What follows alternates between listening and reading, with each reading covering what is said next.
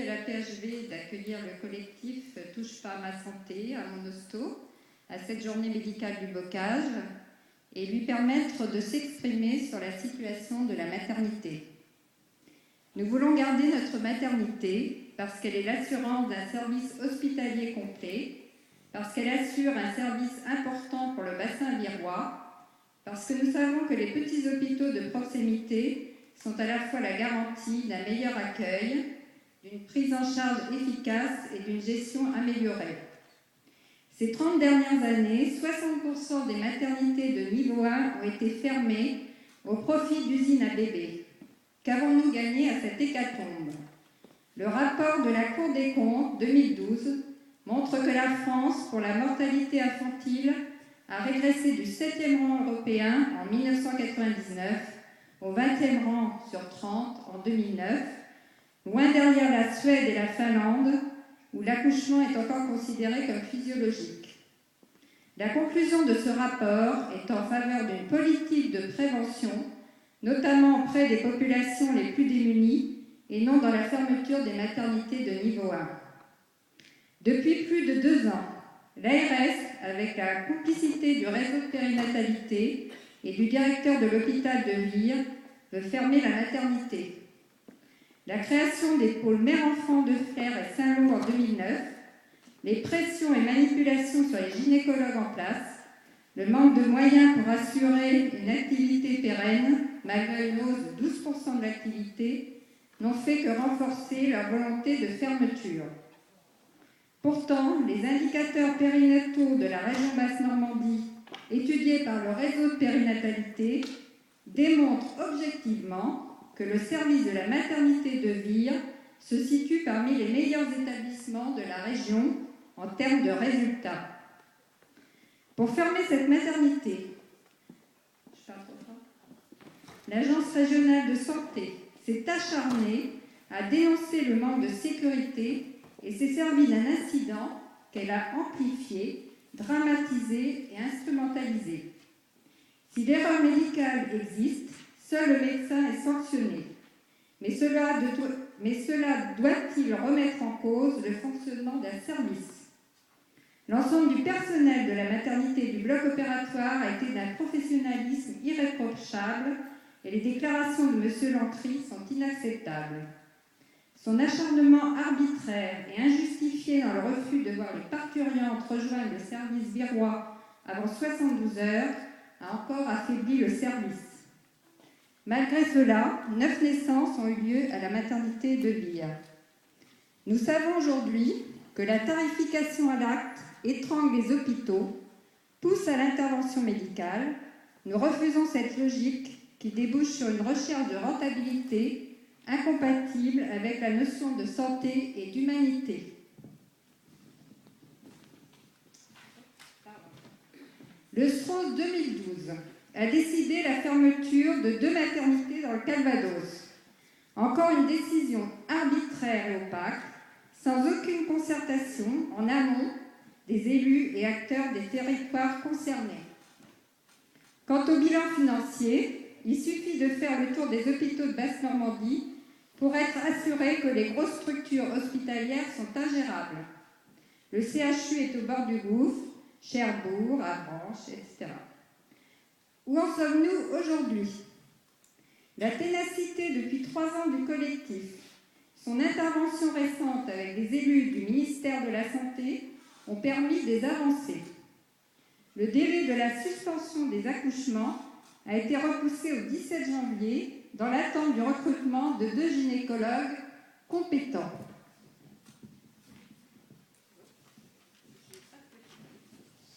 Beaucoup d'annonces, mais aucune embauche réelle. Une collaboration avec le CHU est aussi demandée. Et puis, si vous connaissez un gynéco, vous pouvez nous le faire savoir. Nous avons aussi obtenu la levée du délai arbitraire des 72 heures avant-hier. C'est le résultat de 3 mois de lutte, mais très encourageant, pour continuer à mobiliser et nous battre jusqu'à la réouverture de notre maternité. Il est très important que vous informiez vos patientes du retour précoce possible à la maternité de Vire. Nous comptons sur vous. Je passe la parole à Edwige, donc, qui est actuellement sage-femme à la maternité. Bonjour, je suis Edwige, l'une des sages-femmes. Je parle en fait au nom de toute l'équipe de sages-femmes de la maternité. Je vais juste commencer avec une phrase de Paul Cesbron, qui est gynécologue obstétricien, ancien chef de service d'une maternité parisienne. Ce dont a besoin toute femme, tout nouveau-né, toute famille, à l'occasion d'une naissance, ce sont les meilleurs soins, c'est-à-dire les mieux adaptés aux circonstances. En fait, l'éloignement de la maternité des lieux de vie des couples, les difficultés d'accès liées à la distance ou à la capacité d'accueil des centres hospitaliers sont source d'insécurité le jour de l'accouchement et d'inquiétude tout au long de la grossesse. Lorsque l'on ferme une maternité sur le territoire, les maternités des alentours voient accroître subitement le nombre de parturientes à suivre. Mais il ne faut pas se leurrer, ces patientes n'arrivent pas avec l'effectif de personnel nécessaire pour les accompagner. Là où en salle de naissance, la sage-femme accompagnait 1, 2, parfois 3 femmes en même temps en salle d'accouchement, elle devra avec les mêmes moyens accompagner 1 ou 2 femmes de plus par jour. Alors le calcul est rapide à faire. Plus de femmes en salle de travail, donc moins de temps à consacrer à chacune. Donc un passage éclair dans chaque salle de travail et de pré-travail, et un monitorage en continu des patientes.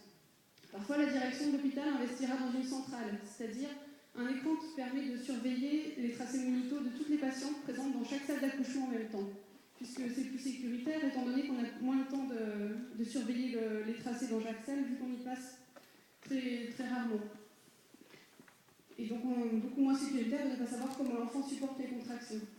Les contractions que l'on a au passage accélérées avec du syntocinon pour que le travail ne dure quand même pas trop longtemps, puisqu'il faut se libérer au plus rapidement les salles, étant donné qu'il y a toujours une femme en pré-travail derrière qui réclame cette péridurale et qui a besoin de la salle. Ainsi, avec cette centrale, on a un œil dans chaque salle d'accouchement, même lorsqu'on n'a que 10 minutes à consacrer à une patiente à qui on vient de faire son toucher vaginal. C'est un peu comme si on était avec chaque femme en même temps, un peu tout le temps. Bref, nous ne parlons pas de l'accompagnement de la douleur dans tout cela. Si la péridurale peut être une aide, elle ne peut pas être une solution à elle-même, toute seule. Sous péridurale, une femme ne se mobilisera pas toute seule sur la table d'accouchement, alors que c'est essentiel pour la progression du bébé vers la naissance. Tout cela entraîne bien évidemment une augmentation du recours aussi à l'instrumentalisation, les forceps, les ventouses. Bref, comment accompagner, comme il se doit, ce couple qui se présente pour la naissance de leur enfant quand vous n'avez pas ce mode de naissance à la chaîne à leur proposer. Ah oui, il y a une solution qui a été trouvée par certains centres hospitaliers. Pour répartir les naissances et avoir, soi-disant, plus de temps à consacrer à chacune, on propose aux futurs parents de programmer la naissance en le déclenchant. C'est transformer l'acte physiologique de l'accouchement, qui dans 80% des circonstances est un acte médical, qui dans 80% des circonstances se passe tout à fait bien dans la physiologie. On va ici provoquer par un acte médical qui pourra engendrer des complications.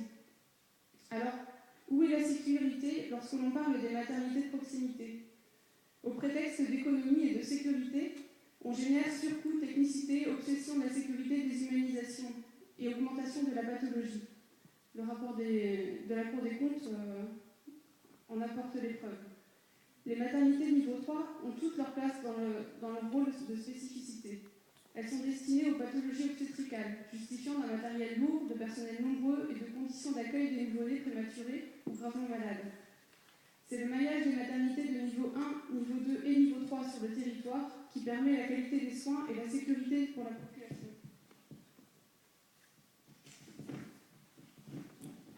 En niveau 1, comme à dire, nous accompagnons la physiologie, mais nous sommes tous formés à l'urgence et à la pathologie. Nous travaillons en collaboration avec les autres maternités de la région et nous basons sur les protocoles établis par le réseau périnatal de Basse-Normandie. En tant que sage-femme, nous travaillons ici par choix parce que nous savons quel accompagnement nous pouvons offrir aux futurs parents au cours de la grossesse et de la naissance. À l'heure actuelle, l'équipe de la maternité est au complet, enfin presque. Nous sommes en attente de l'embauche des 2 gynécologues et nous sommes tous impatients de pouvoir reprendre l'activité des accouchements. En attendant, sachez que les sages-femmes sont présentes, ainsi que M. Abou Kassem, notre gynécologue, pour les consultations de grossesse, les cours de préparation à l'accouchement, la préparation en piscine qu'on va commencer dès le début novembre, les échographies de grossesse. Les patientes peuvent depuis quelques jours revenir dans notre service de suite de couches quelques heures après l'accouchement. Elles ne sont plus obligées d'attendre les 72 heures pour revenir à vivre. L'accompagnement à l'allaitement, les consultations postnatales, la rééducation périnéale qu'on vient de mettre en place, et aussi des séances de massage bébé et des séances de portage en écharpe. Donc sachez qu'on est tous présents et on vous remercie par avance de relayer le message à vos patientes en leur expliquant que voilà, le service est toujours ouvert, même si pour l'instant la suspension des accouchements est toujours d'actualité tant qu'on n'a pas les 2 gynécologues. Et leur expliquer voilà, qu'on a encore tous ces services présents et qu'on tient bon.